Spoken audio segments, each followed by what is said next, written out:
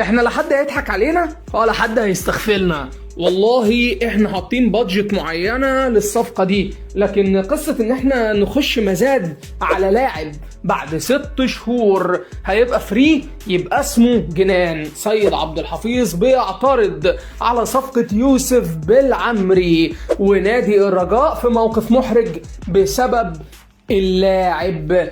طب ايه اللي حصل؟ يلا بينا نعرف كل حاجة من البداية للنهاية على كورة زون.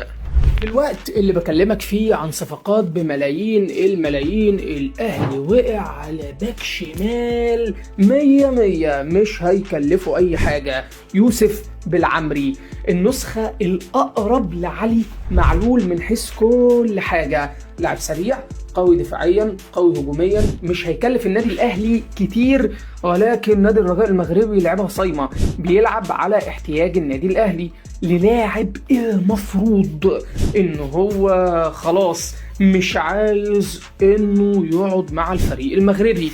طب هي القصة ايه؟ القصة ان يوسف بالعمري ضغط على مسؤولين نادي الرجاء انهم يقبلوا عرض النادي الاهلي، لكن في النهاية نادي الرجاء مش موافق وعايز $1.5 مليون عشان يستغني عن اخر 6 شهور في عقد اللاعب. انت متخيل؟ طب الحجة ايه؟ الحجة ان جاي له عروض افضل واحسن وبمبالغ كبيرة من اوروبا، وانهم ممكن بعد افريقيا يكسبوا فيه مبلغ كويس لو اتألق في اول كام ماتش واتباع. طبعا القصه دي جننت مسؤولين النادي الاهلي. احنا ليه ندفع $1.5 مليون في لاعب ممكن ان احنا ناخده خلال كام شهر من دلوقتي بشكل مجاني ونلعب باللي عندنا كوكا كباك شمال لحد ما الدنيا تظبط معانا. طبعا مسؤولين نادي الرجاء افتكروا ان النادي الاهلي هيتجنن على اللاعب، لكن لا، سيد عبد الحفيظ لعبها بشكل مختلف، راح واتفق مع اللاعب انه هياخد راتب كويس في حاله انه انتقل بشكل مجاني، واللاعب بدوره رفض كل العروض اللي اتقدمت له خلال الفتره اللي فاتت. وده اللي خلى موقف اداره الرجاء وحش جدا جدا في التفاوض مع النادي الاهلي. اللاعب مش عايزك، اللاعب عايز يمشي وعايز يخلص معاك باقصى سرعه ممكنه ويخلص منك وانت مش عايز خلاص. طب عرض النادي الاهلي وصل لكام؟ عرض النادي الاهلي وصل لحوالي $500,000، ممكن يزيدوا ل $700,000، ودي القيمه النهائيه.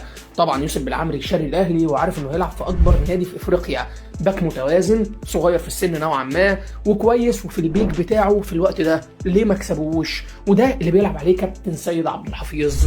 الصفقه مش سهله ومش صعبه، لكن عايزه شويه صبر، وان النادي الاهلي ما يتسرعش ويسيبها، لانها زي ما بيقولوا صفقه الماظ.